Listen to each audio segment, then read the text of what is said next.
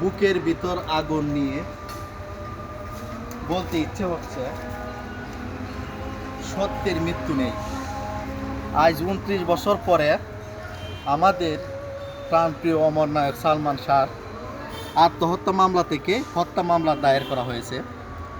তো 29 বছর পরে আমি প্রশাসনকে এটাই বলবো যে আপনারা এত কিছু আলামত থাকা সত্ত্বেও কেন এই বিচারটা এত বছর পাইতে হইল?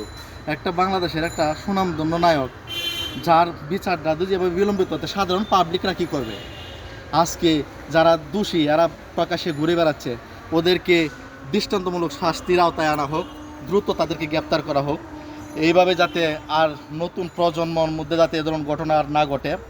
যে বাংলাদেশের একটা উজ্জ্বল নক্ষত্র ছিল আমাদের অমর নায়ক সালমান শাহ, এবং যুবকদের আইডল, যুবকদের ক্রাশ, যে বাংলাদেশের অল্প দিনের মধ্যেই 27টি সিনেমা করে দর্শকদের মন জয় করছে।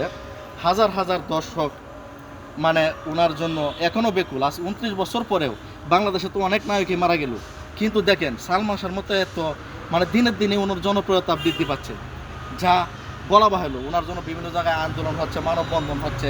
ওনার দৃষ্টান্ত বিচার আমরাও চাই, আমরা ওনার ভক্ত হিসেবে আমরাও চাই যে সালমান শাহর হত্যাকারীদের দৃষ্টান্তমূলক বিচার করা হোক, এবং যাতে সালমান শাহর মা নীলা চৌধুরী, ওর মামা আলমগীর কুমকুম মামা, যাতে ওরা ন্যায় বিচার পাক।